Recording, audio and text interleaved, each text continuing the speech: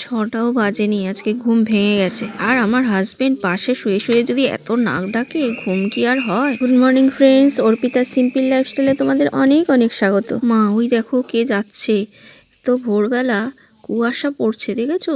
মানে এখনো আলো ফোটেনি ভালো করে। তবে অনেকে আছে তো ভোরবেলা হাঁটাহাঁটি করে, মর্নিং ওয়াক করে, তবে এখনো তো আধারই কাটেনি, মানে আলোই হয়নি। তবে অনেকের আবার ভোরবেলা উঠে মানে ফুল চুরির অভ্যেস থাকে, তো তারা ওঠে ওই হাঁটতে বেরিয়ে কোন বাড়িতে কি ফুল ফুটেছে, হ্যাঁ, সব চুরি করবে। হাঁটাও হবে, এদিকে চুরিও করা হবে। শুধু ফুল না, অনেক কিছুই চুরি হতে পারে।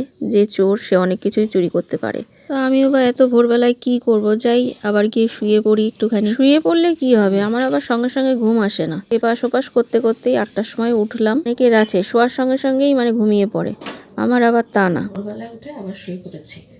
উঠলাম 8টার সময়। কি করবো অত ভোরবেলা উঠে? আজকে তো শনিবার, নিরামিষ রান্না করবো। আটা তো আগে বসাই। সোনুর আজকে পরীক্ষা নেই, করবো আস্তে আস্তে রান্না। চাটা করে খেয়ে নিই আগে, গেটগুলো খুলে রুটিটা দিয়ে আসি। তো চাটা চাপা দিয়ে আমি সব বাইরের গেট খুলে রুটিটা দিয়ে এসছি। আর দেখো পাতাগুলি ভিজে কত বড় হয়ে গেছে। এবার চাটা ছেঁকে নেব।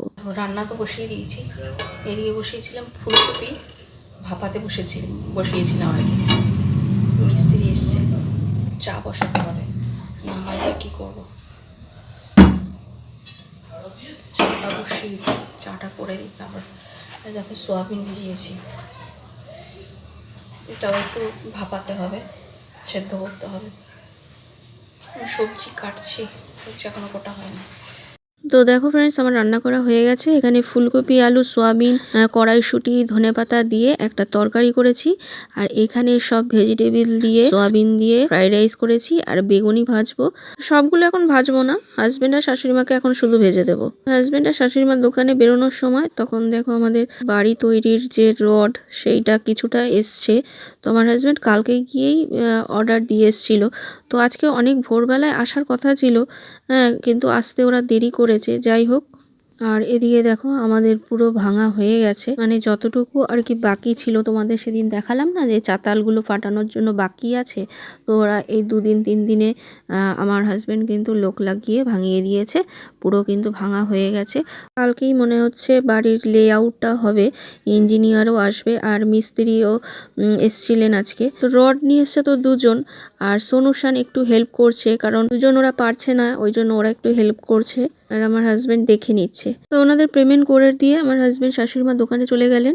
আর সোনুশানও ঘরে এসে ওরা স্নান টান করে নেবে, কারণ বাইরের ওগুলো রডগুলো রেখেছে, তো একেবারে স্নান করে নেবে। আর আমিও ভাবলাম তাহলে আমার কাজগুলো সেরে নিই। তো বিছানার বেড কাভারটা পাল্টে নিচ্ছি। কয়েকদিন ধরেই ভাবছিলাম পাল্টাবো। এই জানলার পাশেই না রডগুলো রেখেছে, তো পুরো যখন ফেলেছে সব ধুলোগুলো ঘরে ঢুকেছে। তো ওই জন্য বিছানা চাদরটা তুলে ফেললাম, একেবারে তুলে আমি ভালো করে ঝেড়ে টেরে একেবারে ঘরটা ঝাড় দিয়ে নিয়ে তারপর আমি ঘরটা মুছে নিলাম। ঘরটার মুছে জামা কাপড়টা ভিজিয়ে দিয়ে ঠাকুরের বাসনটা মেজে জামা কাপড় কেচে স্নান করে এসে দেখো পুজো করে নিয়েছি। ঠাকুরের জামা কাপড়গুলো আমি ধুয়ে দিয়েছি। এবার খেতে বসার আগে বাকি বেগুনিগুলি ভেজে নিই। এইখানে রডগুলো রাখা হয়েছে, এগুলো শিকল দিয়ে বেঁধে রাখতে হবে। দেখো ফ্রেন্ডস, 3:30 বেজে গেছে। 3:30টার সময় পড়তে চলে গেছে। আমি বাইরের দিয়ে জামা কাপড়গুলো নিয়ে আসি। জামা কাপড়গুলো মেলা রয়েছে এইদিকে। দেখো রাতের জন্য আমি কুমড়ো দিয়ে আলু দিয়ে একটা তরকারি করেছি ছক্কা মতন, আর রুটি করে নিয়েছি। আর একটু ফুলকপি আলুর তরকারিও আছে। তরকারি আর রুটি করে নিলাম। একটুখানি দুপুরকার মানে ফুলকপি আলুর তরকারিও রয়েছে, যেটা সকালবেলা করেছিলাম। আর রাইস ছিল একটুখানি, ওটা সন্ধেবেলা খেয়ে নিয়েছে। ওরা বললো সন্ধেবেলা কি খাবো, সে তো টিফিন খেতেই হতো। তাই আমি বললাম ওটা তো সকালবেলা করেছি, আর এখন তো অতটা ঠান্ডা নেই, ফ্রিজে ঢোকায়নি। তাই আমি বললাম সকালবেলা করেছি, অত রাত অবধি থাকবে না। বলেছিল রাত্রিবেলা খাবে সোনুশান, যেটুকানি ছিল ওদের হয়ে যেত। তাই আমি বললাম এখনই খেয়ে নে, তাই খেয়ে নিল। ওই জন্য আর রাইসটা নেই, কিন্তু একটু তরকারি রয়েছে। আর একটু কুমড়ো আলু দিয়ে ছক্কা মতন করে নিলাম। বেশ ভাল লাগে রুটি দিয়ে খেতে, ধনেপাতা দিয়ে, এটা খেতে খুব ভাল লাগে। তো করে নিলাম। তো আজকের মতো এখানেই শেষ করছি ভিডিওটা। আর মনটাও না সেরকম একটা ভালো নেই, তোমাদের আগের ভিডিওতে বললাম যে পরের দিন ভিডিও করতে পারবো না। মনটা কেন খারাপ বলো তো, এদিকে একটা টেনশান আছে, বাড়ির একটা টেনশান, ছেলেদের পরীক্ষা চলছে একটা টেনশান, তার মধ্যে যদি কয়েকদিন ধরে দেখছি আমার ইউটিউব স্টুডিওতে গিয়ে যে আমার মনিটাইজেশনটা ওটা অফ হয়ে রয়েছে। তো মনটাও এত খারাপ লাগছে, মানে কি বলবো। তো কষ্ট করে ভিডিওগুলি করি, মানে ভালো লাগছে না। হ্যাঁ, কেন অফ করে দিল এটা বুঝতে পারছি না। ইউটিউবের কাছে আমার একটাই অনুরোধ, যাতে মনিটাইজেশনটা আবার চালু করে দেয়। কেন এটা করলো বুঝতে পারলাম না।